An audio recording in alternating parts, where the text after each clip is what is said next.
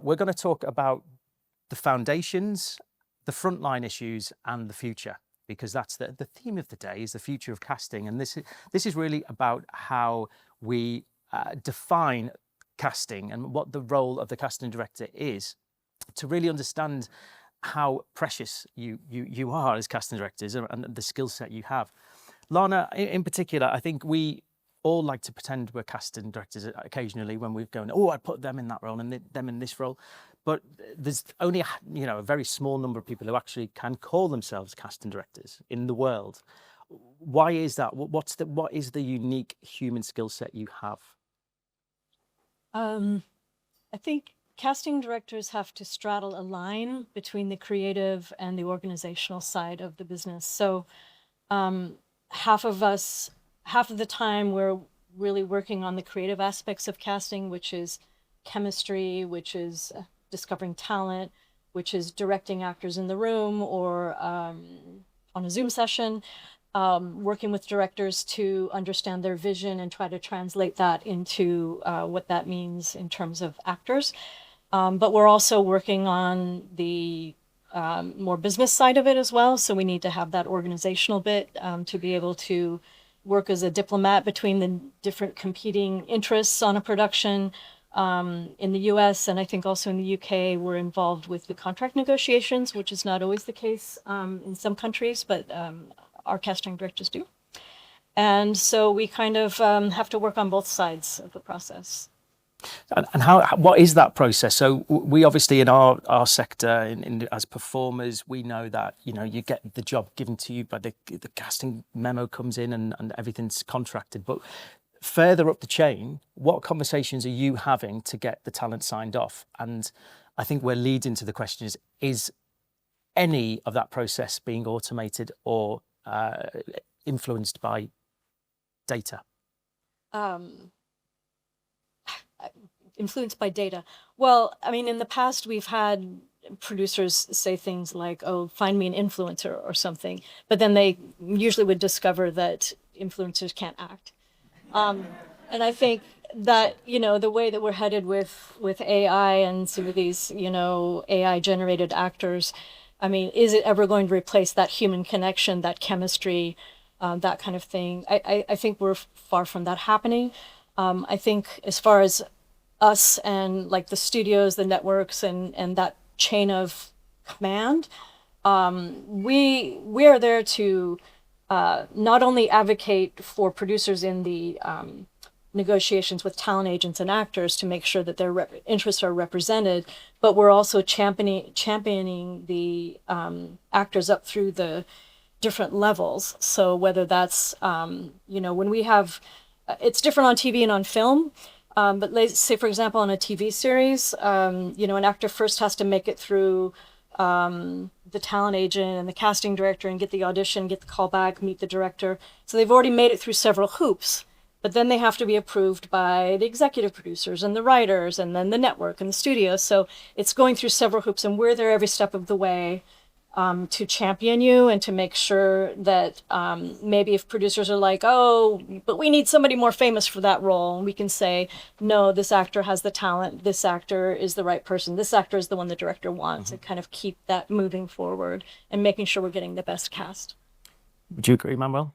Yeah, I think you can kind of split casting into two really broad bits. I mean, there's the fun bit where you're doing auditions for actors and you're meeting actors and you're finding new talent. And then there's the other one, which is the other sort of part of casting where you're making offers to well-known people because you need to finance your project. And I think AI, I don't think it really has much part, at least for me, it has no part at all in the finding jobbing actors. That's the real fun part of the job, where you're the way I do it, I ask for self-tapes. I absolutely insist on meeting people in the room from a shortlist from self-tapes. And so even low-budget projects, it's kind of that's got to be my process. I would never cast just from a self-tape, and especially now with generative AI, I certainly wouldn't. But we'll get to that. But that side of the casting process, I mean, I love exploring technology, and I've always explored technology all my life, but not just in casting. And so I am really curious about AI, but I've been really surprised to find that it doesn't really help me in my real day-to-day job as a casting director. The other side of casting is, like I said, the making offers to well-known people. And I'm sure that the sales agents have their algorithms, and whether they're using AI or not, I don't know. But you have this very limited pool of well-known actors. And whether you're using AI or not, I don't know.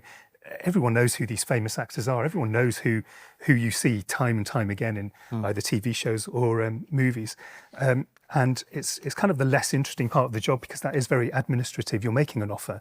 You're waiting for an agent to either say yes or no, or then negotiate that offer, or you're moving on to the next person. So I guess AI could possibly be used in that sense, in terms of sales agents and big studios being able to use lots of data to really try and value certain actors and kind of get those well-known actors. But I think once you kind of get past those big leading roles, I find that, well, for me personally, I can use AI just to help me with very small kind of micro efficiencies, tiny little bits of writing, polishing little bits of writing. But in terms of choosing which actors I ask to self-tape, that's always going to be me. I mean, I wouldn't. That's the best bit of the job. Yeah. And then to see who, then I discuss with the director. Once we watch these self-tapes, discuss with the director, who do we bring back into the room? And again, that's the best bit of the job, getting in the room with the actors. I would never want that to not happen. So, so for that kind of part of it, AI for me, it just doesn't come into it at all. But the gut feeling that you have, that surely can never be, there's no data points on gut feeling, is there, Rishi? So let me give you a kind of two conversations I've had recently.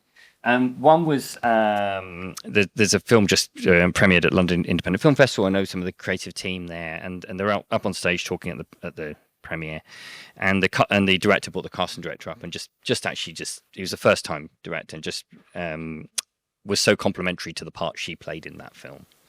And actually, when we talk about gut feeling, I mean, even if you take the most experienced directors, how many films have they actually worked on versus how much embedded knowledge a casting director will have is many times over, and that's intrinsically valued. Mm-hmm. And how do you replicate that? I don't think you do with AI. I think it does something very particular. It's more people pleasing. But then had another conversation with an actor who'd also done some work on the casting side as well, not a casting director, but was aware of both sides. And they talked about this strange feeling they had when they were looking at casting and on the platform. It might be in Spotlight, I don't know. But a sea of faces comes up when you're looking at things, and then click, click, click. Not quite right. Next one comes up, and she was saying, and in that process, their profile's never shown. There's so many people rejected before their profile's even shown. And she felt funny about that. Now, in actual fact, I know that everybody, really the vast majority of people involved in this industry and casting directors and Spotlight actively work to bring in the kind of nuance and people's stories and bring in the whole person, actually, when they're looking at casting. But there is an inevitable filtering. And so if we've let that in, actually, can AI counteract that? That's a discussion as well. There's a piece of software that we haven't personally used, but we're looking at called Publicum, which has come out of the Scandi countries, actually. I think Norway, but it's used heavily across the Scandi countries. And what that does is it kind of says, rather than use AI to try and replace, let's use AI for something that otherwise you wouldn't have access to. And what that does with film and TV makers is kind of say, do you feel like you've really got the pulse of the collective unconsciousness? And if you feel you haven't, you can use our AI platform to kind of peek into people's brains and look at web searches and see what people really feel about an issue. And this is very important for kind of issue-based filmmakers. And I recently spoke to a documentary maker looking at carbon and net zero. And he said, well, actually, I want to kind of sift through the collective unconsciousness when I'm making decisions about my piece of work I'm producing. And AI has a really interesting approach there. You don't use it blindly. But if you want to take a walk through the collective unconsciousness, it can help. And going back to my earlier point, if you want to try and maybe counteract some of the inevitable problems that we have in our industry, maybe AI has a part to play there as well. It's really interesting. There's another layer of complexity in your process, and that's talent agents who are in the room as well. And you've got the very human emotion that the actors go through and the nerves they bring to an audition.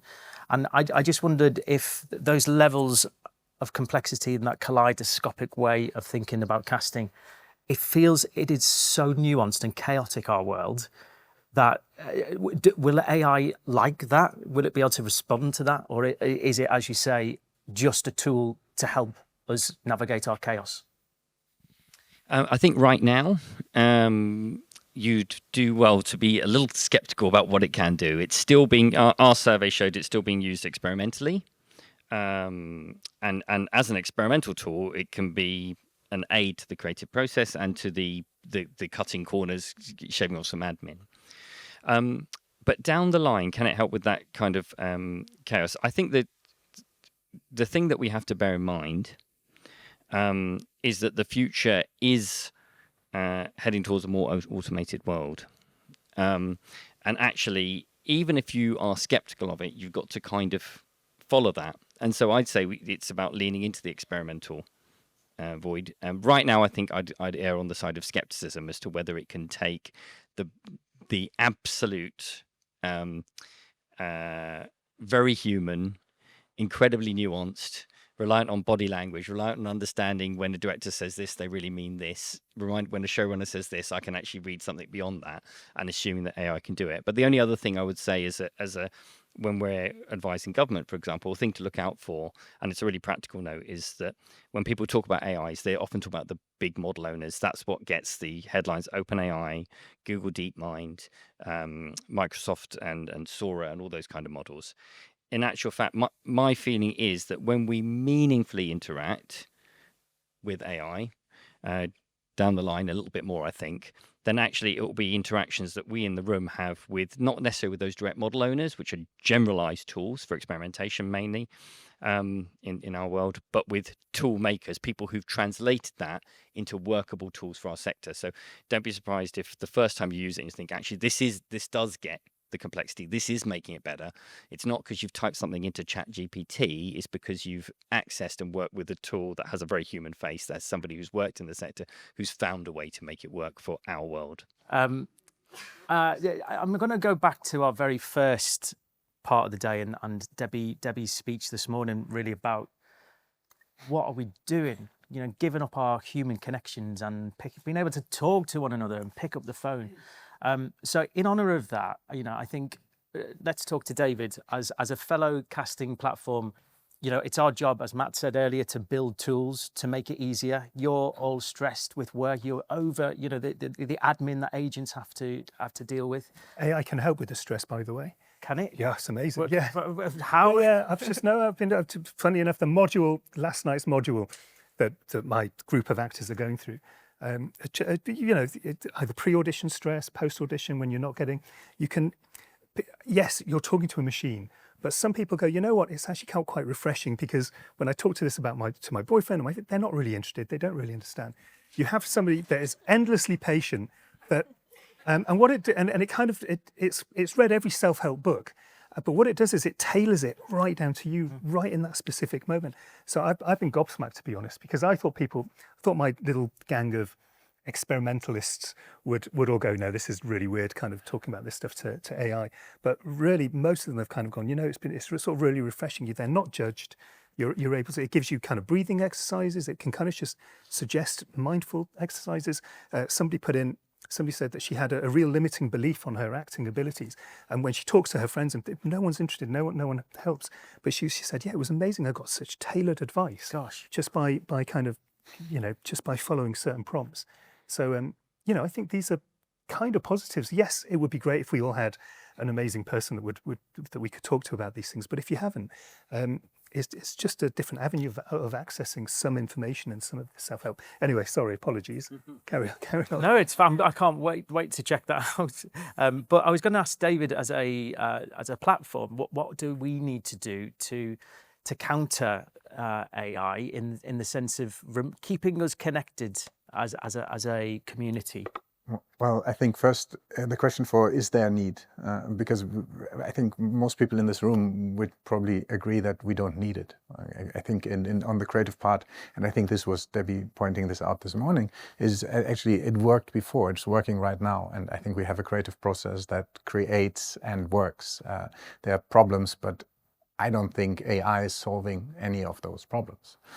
So I don't think there's a need. And I think that's the hard part to understand. There's a technology coming in that nobody really asked for, and it's really turning over the whole industry. And suddenly you have the feeling. And I think the need, if we speak of one for a casting director today, is there's probably a producer asking to pay less, or there's probably a production company who wonders if it's as good as using AI. So I think that we actually created in some sort a technology that now is available, and now basically you feel like you should use it. And when we look at AI, and this is a little bit my background, we look at it and divide it in two parts. And one part is the supportive part, and the other one the disruptive part. And the disruptive part, which is actually an issue for everyone in the industry, will be text to video. It will be productions that go around any creative process that will not influence any actor anymore. And the question is, as a society, do we need this? And this is like I'm not qualified to discuss that. As a person, I dislike it, but I really see this as happening. If we look at our industry and how to deal with this, I think we have to use this tool as a tool and not as more to enhance the processes without losing what's relevant. So we had this discussion about block dates or acquiring availability, and we actually offer that in our system, and the casting directors don't use, or not all of them use it. A lot of them don't use it because they do like the interaction, not just because they like to talk. I think they have other things to do, but actually it's a creative process. I think the same is in writing. If you write with your hands, it's a different process than if you type, and it's a different process if you dictate. And I think these things are looked over. We don't look at that when we now look at AI and how great it is to use. Anyhow, we see the need. We run this system. We run this also used a lot for serial drama, for high-paced storytelling that is not necessarily something I'm interested in, but it's a big part of the market.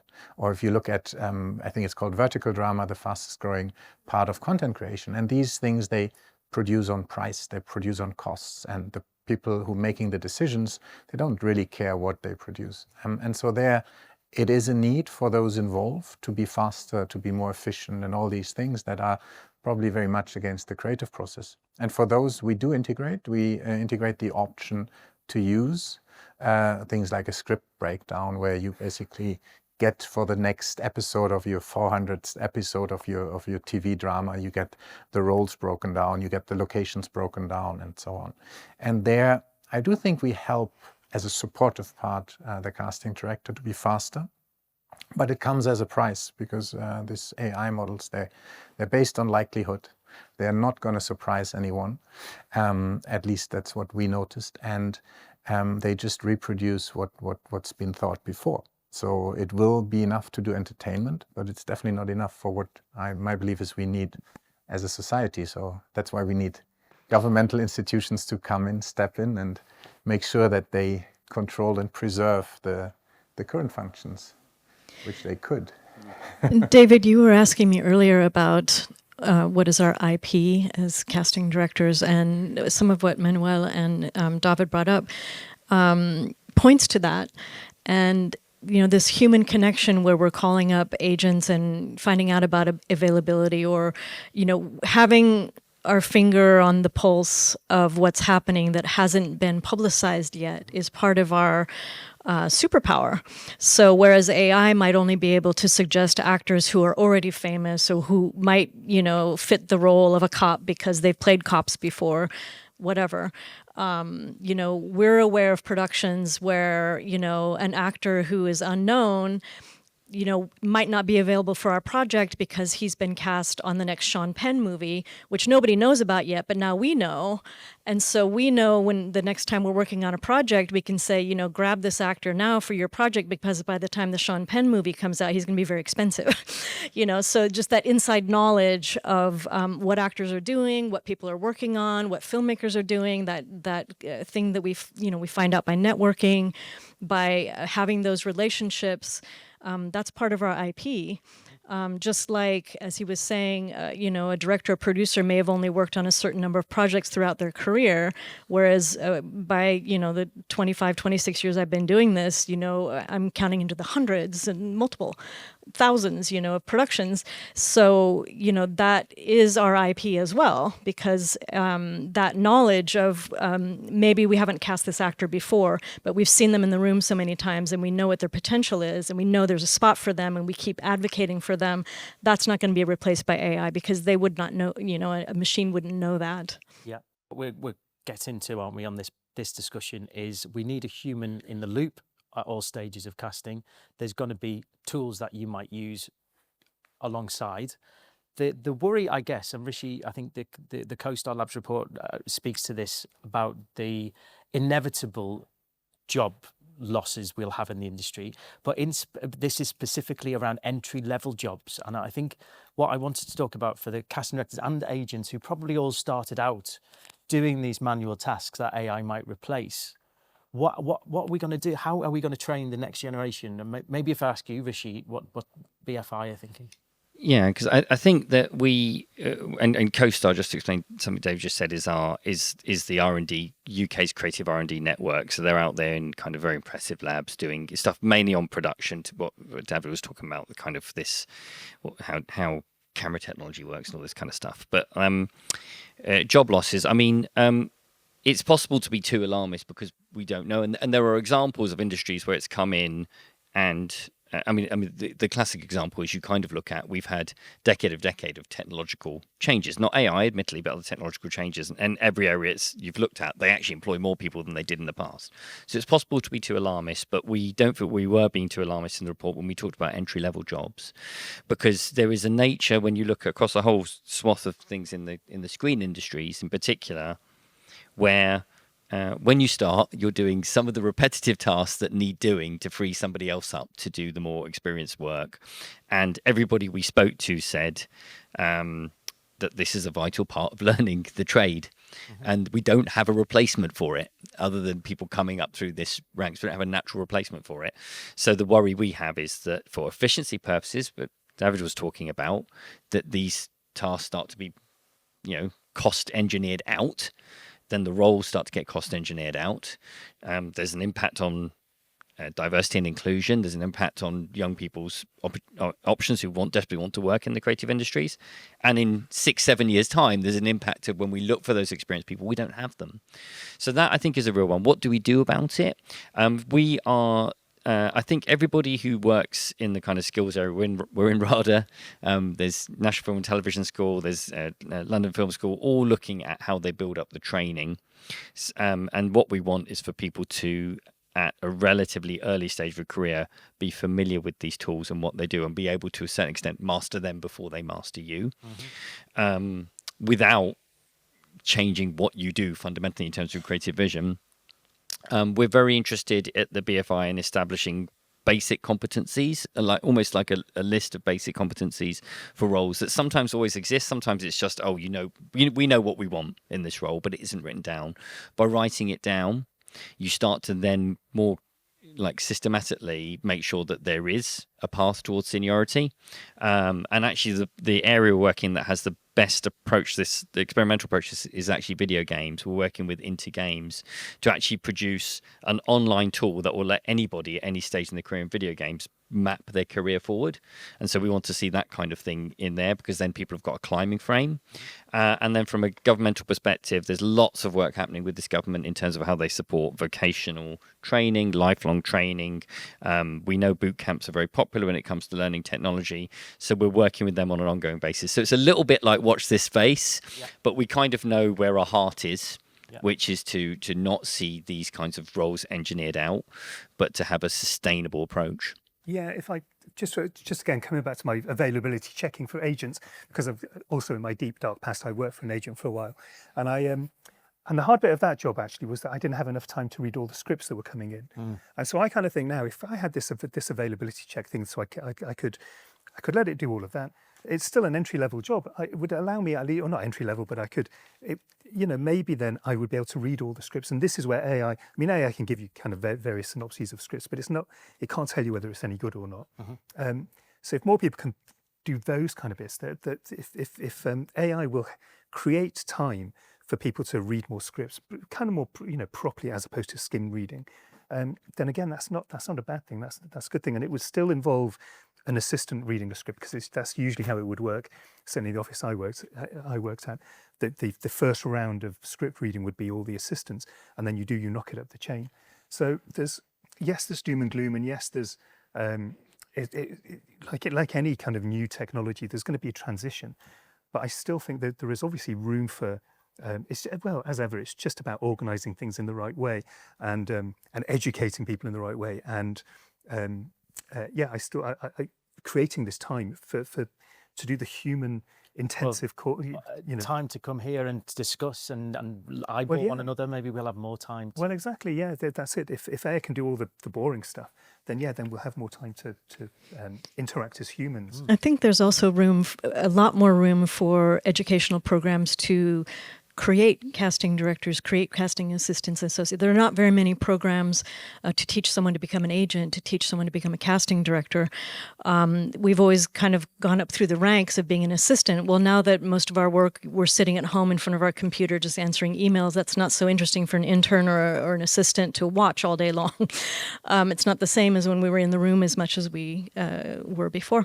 So, but there aren't enough programs where someone could come out at the end and say, with any other career, you could come out at the end and say, I'm a doctor, but at the end of, there's just not that many programs. And I think there's room for expansion of the educational program.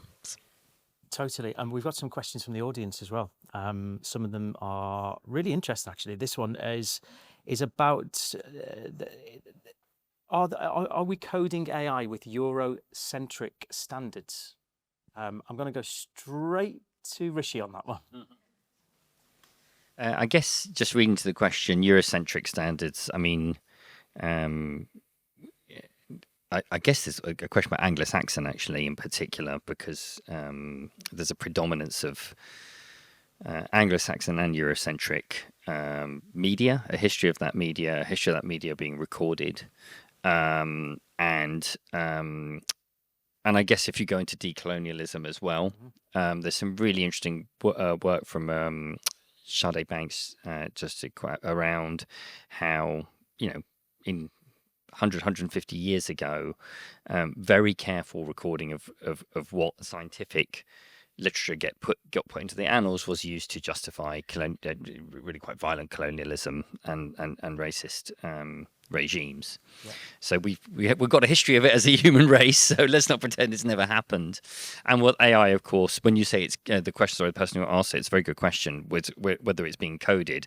I mean, the point, I don't think there's that much thought being put into it. It's about hoovering up as much content as possible. And the rumors are, for example, I think it's the Lionsgate deal with one of the model owners, where it's like, they're going to open up some of their content, is running into problems because the library isn't big enough. I mean, that implies that a lot of these model owners, it's not so much we're very interested in the rich quality of what we're getting. It's like, is the quantity there, basically?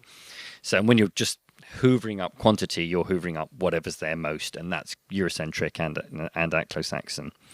I think it's we've all of us who've experimented, I think, with the LLMs are finding that it tends sometimes towards stereotypes. That's quite well known. The very, very, very early days of AI bias research were looking at police regimes, which were very, very quick to adopt AI, and how they were using it and how it just reinforced stereotypes. So I think it's a very legitimate concern. We look at it from that angle, and we definitely warn against it. We also look at it from the perspective of a very parochial UK perspective, but we at the BFI represent the views of UK storytellers. Now, a UK storyteller can tell any global story they want, but we want in this country that ability to be an independent storyteller to be maintained. And a real threat to that, and it's the French film agency who identified this kind of first, and we kind of followed up on it, is that you end up with a sort of Americanization or a Chinese view of the world, because those are where the two big models are. So it's a massive concern. I'll just do one counterpoint, which is the one time that we sometimes hear about people really wanting content to be put into an LLM or to a model. is sometimes people with regional languages, and they're worried about those regional languages not being part of the discourse. So whether that be Catalan or Cornish or Gaelic, there are people who say, actually, we want to counteract this by being in the model. So please put our content in the model. But either way, whichever way you look at it, it's definitely a concern. It comes back to the point that Manuel said, that where it doesn't provide a surprising or a nuanced, always a human view. It provides a view into the collective unconsciousness. It's a reflective space that can reflect back to you. But if you're looking at it for a genuine representation of all the wonderful quirks of humankind, you're not going to find it there. So we need to be aware there's probably a bias in there, and that's something that, again, advocates for the human. I've got another question. We are almost at time, but there's a really good question about feeding the machine, basically. If a casting director or an agent in particular has given access to AI to their inboxes, and they've got NDAs and they have scripts, and it's all being poured over by AI, what's going to happen? Are we going to just feed the monster until it's taken over, or is there a way to? I think there are certain safeguards. But maybe this is interesting from a technological perspective. Sorry, I think the topic here is that legally, and Matt said it before, as a company, we, or also Spotlight, we're not allowed to even do that. So there is protectional law against material being used. And for us, for instance, we are vetted by Amazon Studios, and they're very careful. They're very skeptic of other AI tools. They only use their own. So there's a huge distrust between the tech companies itself, who's using what.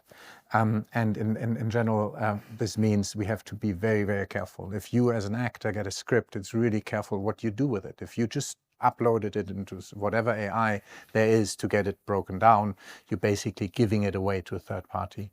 You probably have to consent that you're allowed to do that, which you're probably not. And this is a huge issue. So I think for casting directors, they're quite aware of it. I think actors might not be as aware of it, that you have to choose wisely if you use AI, what you give to them, because everything that's given to them, unless you have a contractual basis, might be used for training. Take your pull up.